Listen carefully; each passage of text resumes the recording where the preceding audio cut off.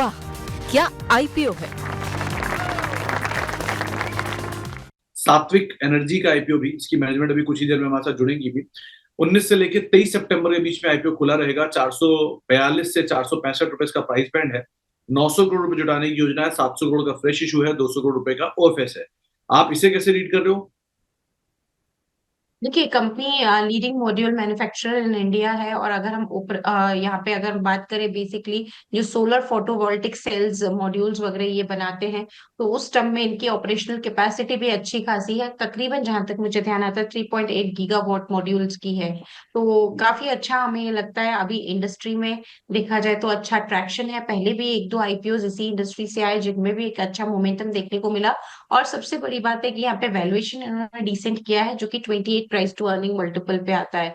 तो जिस तरह से ये इंटीग्रेटेड सॉल्यूशंस ऑफर करते हैं पूरा, अगर हम पावर प्रोड्यूसर्स के अगर यहाँ पे बात करें, तो वो एक अच्छा यहाँ पे एक हमें पॉइंट लगता है। तो एक ही चीज लगती है कि देखिए सुमित, ये जो पूरी इंडस्ट्री है इसमें सब जगह काफी कैपेसिटी एक्सपेंशन हो रहा है। तो एक ही चीज लगती है कि जब इतनी सारी कैपेसिटीज एक्सपेंड होती है और एक साथ जब वो आएंगे, ऑपरेशनल होंगे, तो थोड़ा सा सप्लाई, मुझे लगता है कि एक देखा जा सकता है कि ओवर सप्लाई भी हो। तो सिर्फ एक वो एक पॉइंट खटकता है, बाकी सब कुछ अच्छा है। और इसीलिए यहाँ पे भी हमारी सब्सक्राइब की रेटिंग है।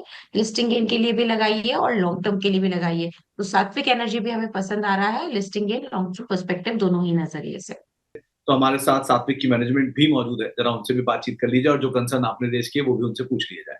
हमारे साथ बातचीत करने के लिए श्री मानिक गर्ग, जो ये कंपनी के एमडी हैं, एंड श्री प्रशांत माथुर, जो ये कंपनी के सीईओ हैं, दोनों ही मौजूद हैं। तो और सर, आप दोनों को ही नमस्कार और आप दोनों का ही स्वागत है कार्यक्रम में, और आप दोनों को ही शुभकामनाएं आपके आईपीओ को लाने के लिए और नंबर्स हमारे सामने रखने के लिए। तो मानिक सर, सबसे पहले तो मैं आपसे ही सवाल पूछना चाहूंगा। एक ही चीज जो मेरी नजर सबसे पहले गई थी इस नंबर में, कि एक कंपनी जो आज से 3 साल पहले 24 करोड़ का ईबीटा कर रही थी, आज सडनली 353 करोड़ का ईबीटा करने लग गई। ऐसा क्या कमाल किया सर आपने कि ईबीटा 10 टाइम से भी ज्यादा बढ़ के चला खड़ा हो गया? ऐसा क्या कर रहे हो आप कंपनी के अंदर? सर, सबसे पहले तो धन्यवाद आप हमें अपने शो में बुलाने के लिए। सो अगर हम पूरा सोलर इंडस्ट्री लैंडस्केप को देखें, इन जो पिछले 5-7 साल के अंदर डेवलप हुआ है, तो हमारे आदरणीय प्रधानमंत्री जी के नेतृत्व में हमने जो सौर ऊर्जा का जो चलन हुआ है पिछले 5-7 साल में, और उनका जो फोकस है मैन्युफैक्चरिंग डेवलप करने में, उसके लिए उन्होंने टाइम के साथ साथ ऐसे डेवलप किया है कि स्टेप बाय स्टेप मैन्युफैक्चरिंग को बढ़ावा दिया है उन्होंने। तो जहां तक जहां तक इम्पोर्ट्स और प्रोटेक्शन की बात है, पिछले 2 साल के अंदर वो जो प्रोटेक्शन हैं in the form of ALMM या फिर in the form of tariff barriers, वो उसका जो बढ़ावा है उससे पूरी इंडस्ट्री को एक बहुत बेनिफिट हुआ है। और जितना भी अच्छी बात यह है कि जितना भी वो बेनिफिट हुआ है वो सब फर्दर एक्सपेंशन और ग्रोथ के लिए फ्यूल हो रहा है, एंड बैकवर्ड इंटीग्रेशन के लिए फ्यूल हो रहा है। सो अब उन्होंने हमें अगला टारगेट दिया है कि पूरा बैकवर्ड इंटीग्रेशन एंड पूरा सप्लाई चेन इंडिया में डेवलप करना है। सो ये जितना भी हमें बेनिफिट हुआ है ये सब स्कीम्स का, उससे हम जो भी अर्निंग हुआ है कंपनी को, वो सब हम बैकवर्ड इंटीग्रेशन की तरफ उसको इन्वेस्ट करने में हमारा आगे का प्लान है। तो सर, जो सिचुएशन गर्ग सर अभी बन रही है, इस सिचुएशन को देखते हुए क्या ये बीटा लेवल यहीं पे ही स्टेबलाइज होने का अनुमान है, या ये एक अच्छी तेजी हमने लोअर बेस पे देखी है, ये भी शायद फिजल आउट होगी, थोड़ी कहीं और स्टेबल होगी? ये नंबर आप कहाँ देख रहे हो? सुमित जी, मैं ज़्यादा आगे का तो गाइडेंस नहीं इस समय दे पाऊंगा आपको, बट जहाँ तक बात है EBITDA मार्जिन्स की और ओवरऑल इंडस्ट्री डायनेमिक की, तो क्या है कि ये इंडस्ट्री धीरे धीरे बैकवर्ड इंटीग्रेशन की तरफ मूव हो रही है, जैसा कि मैंने पहले भी कहा। तो हम भी अपना मॉड्यूल एक्सपेंशन तो कर ही रहे हैं 4 गीगावाट से, और हम 4.8 गीगावाट का सेल मैन्युफैक्चरिंग फैसिलिटी भी डाल रहे हैं उड़ीसा गोपालपुर के अंदर। तो जैसे ही इंडस्ट्री बैकवर्ड इंटीग्रेशन की तरफ जाएगी, तो जो मार्जिन है वो भी बैकवर्ड इंटीग्रेशन की तरफ मूव होना शुरू होगा। तो आई थिंक कि मार्जिन जो है वो इन लेवल्स पे तो लगता है कि रहेगा आने वाले सालों में। ओके। एक चीज और, प्रशांत सर, जो दो कंसर्न अभी हमारे पहले एनालिस्ट ने रेज किया था कि एक, इस इंडस्ट्री में एक्स्ट्रा सप्लाई तो नहीं हो रहा है, क्योंकि कुछ इंडस्ट्री के और कॉर्पोरेट से मेरी बातचीत हुई, उनका कहना है कि अगर इंडिया में सप्लाई पूरा हो गया तो ओवरसीज एक्सपोर्ट करेंगे, जो कि अफ्रीकन मार्केट्स को लोग केटर कर रहे हैं, और आप लोग भी एक बड़ी मासिव कैपेसिटी लेके आ रहे हो। सो पहला पार्ट, ये इंडस्ट्री का व्यू आप कैसे देख रहे हो? मतलब आप क्योंकि इंडस्ट्री वेटरन हो, रोज देखते हो, समझते हो चीजों को, सो आपके हिसाब से इंडस्ट्री की सिचुएशन सिनेरियो कैसी है कि एक्स्ट्रा सप्लाई तो नहीं हो रही? पहला पार्ट। दूसरा, जो आप फंड रेज कर रहे हो, इसका इस्तेमाल गोइंग फॉरवर्ड कहाँ कहाँ पर हम देखेंगे? नमस्कार सुमित जी, शो पे बुलाने के लिए बहुत बहुत धन्यवाद। देखिए क्या है कि हमारा देश जो है उसमें करीब 300 से ऊपर दिन सोलर के रहते हैं, और हमारे यहाँ पे एनर्जी का अभी काफ़ी शॉर्टेज है। अगर आप देखेंगे कि एनर्जी के अंदर में हमारी जो डिमांड है वो अभी दुनिया से अगर कंपेयर करें तो पर कैपिटा बहुत कम है, और आने वाले टाइम में जैसे जैसे हमारी इकोनॉमी डेवलप हो रही है वैसे वैसे इलेक्ट्रिसिटी की और पावर रिक्वायरमेंट जो है वो कंटिन्यूसली राइज होगी। और जो जितना भी एनर्जी की डिमांड है वो आने वाले टाइम में रिन्यूएबल एनर्जी पे ही फोकस है, और उसी के कारण जो आप देख रहे हैं सोलर के अंदर में नए प्लेयर्स भी बहुत सारे आ रहे हैं।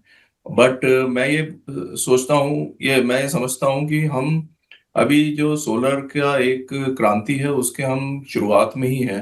अभी बहुत कुछ होना बाकी है, और अभी बहुत पोटेंशियल है मार्केट के अंदर में। इसके अलावा दुनिया भर के अंदर में भी नेट जीरो और कार्बन फुटप्रिंट रिडक्शन का जो एक फोकस है दुनिया भर के अंदर में, तो सोलर सिर्फ इंडिया की ही स्टोरी नहीं है, सोलर एक ग्लोबल स्टोरी है।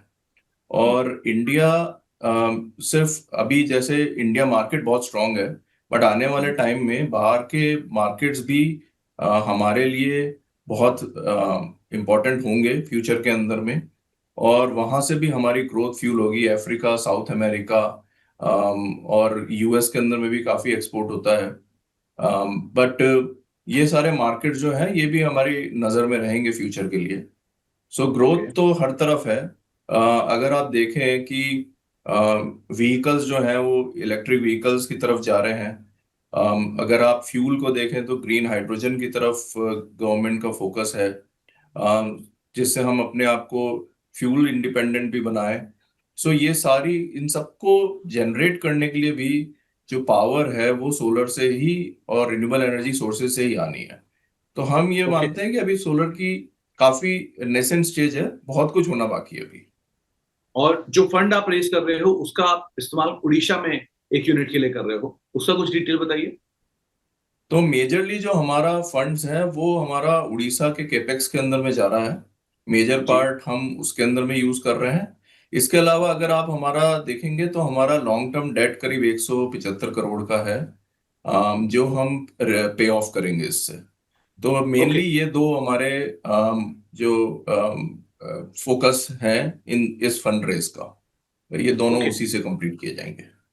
जी, तो मानिक सर एक चीज समझाइएगा, क्योंकि मैं जो पढ़ रहा था, एक कंपनी मोनोक्रिस्टलाइन पैसिव एमिटर और and TOPCon solar module बनाता है। ये मतलब मेरी तो क्योंकि समझ उस तक नहीं है, आपकी ज्यादा बेहतर है। सो आप समझाइए कि ये होते क्या है दो प्रोडक्ट, और क्योंकि आप लोग गवर्नमेंट ऑफ इंडिया के प्रिफर्ड बिडर भी रहे हैं और आप सप्लाई भी करते हो, तो किस साइड पे government of India in products का इस्तेमाल करती है या कहाँ से डिमांड आती है इनकी? जी, मैं सभी दर्शकों के लिए इसको बहुत सिंप्लीफाई कर देता हूँ। सो अब जो जो ओवरऑल सेमीकंडक्टर इंडस्ट्री होती है उसमें दो तरीके की टेक्नोलॉजीज होती हैं, एक एन टाइप होती है और एक पी टाइप होती है।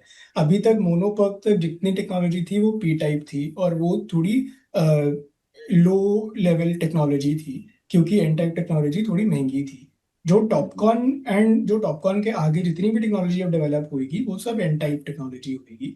सो इन लेमन टर्म्स क्या होता है कि इन टॉपकॉन से एफिशिएंसी बेटर होती है।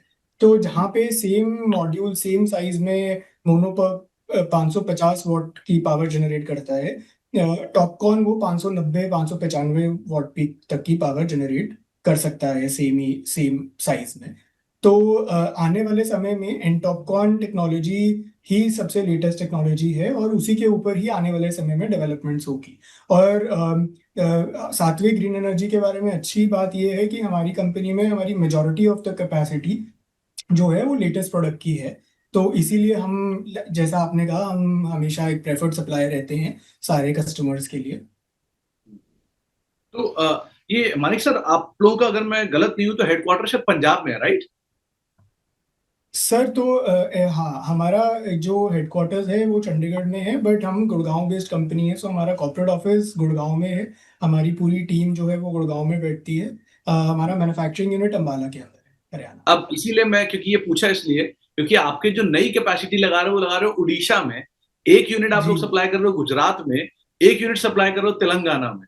तो ये कैसे आप मैनेज कर रहे हो कि आप हो नॉर्थ में और साउथ और ईस्ट साइड की मार्केट्स को स्ट्रांगली केटर कर रहे हो? तो क्या जो ईस्ट में नई यूनिट है वो सदर्न मार्केट को पूरा केटर करेगी क्या?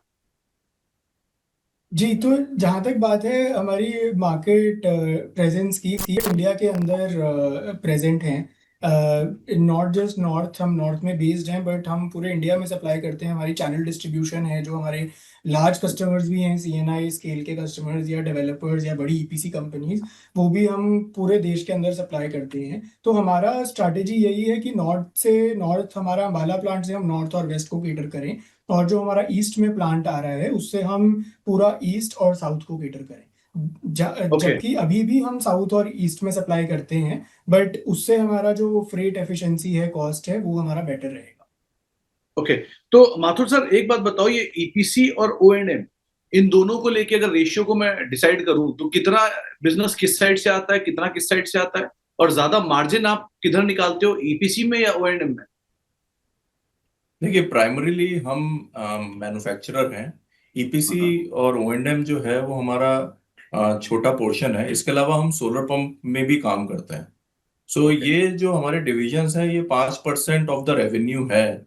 बट हमारा ये मानना है कि आने वाले टाइम में ईपीसी जो है वो एक एडिशनल सर्विसेज हो जाएगी एक मैन्युफैक्चरर्स का, बिकॉज ईपीसी के अंदर में और पंप्स के अंदर में मेजर कंपोनेंट कॉस्ट का जो होता है वो सोलर पैनल होता है।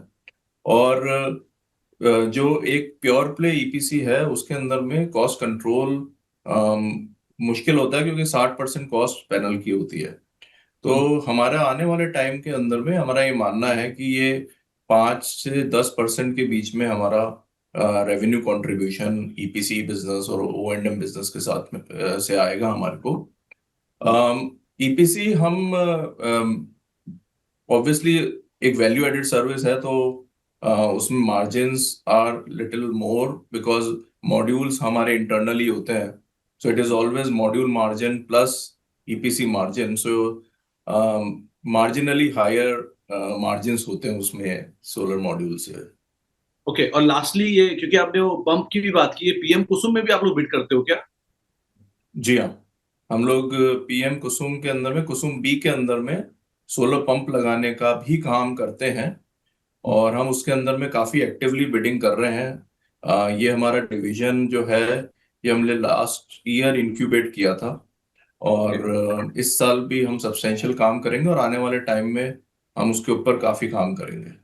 सो सोलर पंप्स वाला काम जो है वो हम कंटिन्यू करेंगे। ओके, चलिए, बहुत बहुत शुक्रिया आप दोनों को ही, मानिक सर आपको भी और प्रशांत सर आपको भी हमारे साथ जुड़ने के लिए और बातचीत करने के लिए। और एक बार आप दोनों को ही बहुत बहुत शुभकामनाएं। बढ़िया आईपीओस के नंबर रहेंगे, बढ़िया लिस्टिंग रहेगी, बढ़िया ग्रोथ रहेगी। आगे आपसे फिर मुलाकात करेंगे दिल्ली गुड़गांव में जल्दी आके। लेकिन बहुत बहुत शुक्रिया सर आज हमारे साथ जुड़ने के लिए और अपना समय में देने के लिए, हमसे चर्चा करने के लिए।